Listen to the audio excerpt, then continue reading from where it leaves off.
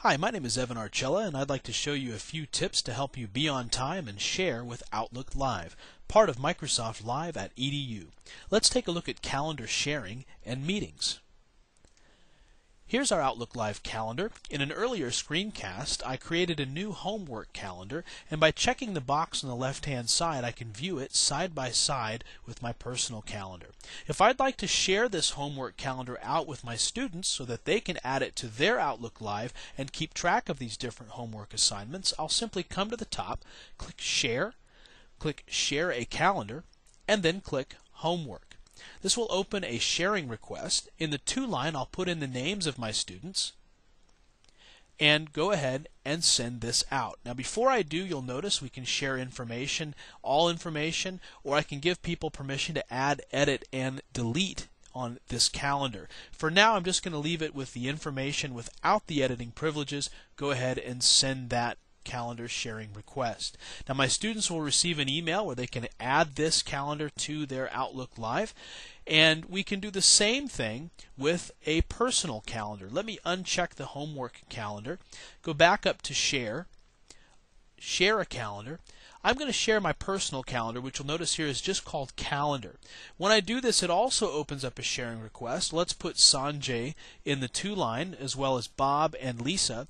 And this time it gives me an additional option. I want to request permission to view the recipient's calendar folder. When you're sharing your personal calendar, you have this additional option so that if I check this box, not only will they receive the request that they've been added to my calendar, but they can add me to their calendar from the same request, and it really helps to automate the process of making this information visible to each other.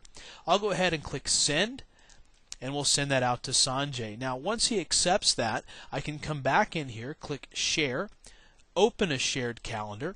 I'll put Sanjay's name here and click OK. That will open his calendar. Again, it's side by side my own. You'll see it over here underneath People Calendars, so I can simply check or uncheck this based on when I want to look at his calendar. Now let's say Sanjay and I are fellow students. We'd like to get together and have a study group. Well, I can go over here and find an open block of time that works for us. Simply double click it on my calendar.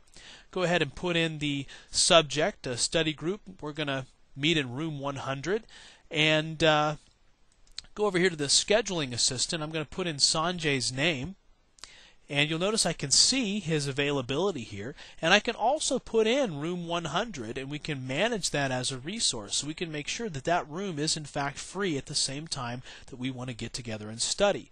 Go ahead and click Send, and I've sent that request. Now Sanjay can accept the request, he can decline it, he can mark it tentative. You can also use a meeting request for things like parent-teacher conferences, maybe some student reviews that you're having. There's a number of uses for that capability. Go ahead and uncheck Sanjay's calendar. You can see I'm just back to my regular Outlook Live calendar, and let me show you a few resources that you can use to help get used to and learn how to navigate this new technology. We'll have other screencasts to walk you through some other areas of Outlook Live, and I look forward to having you on those screencasts.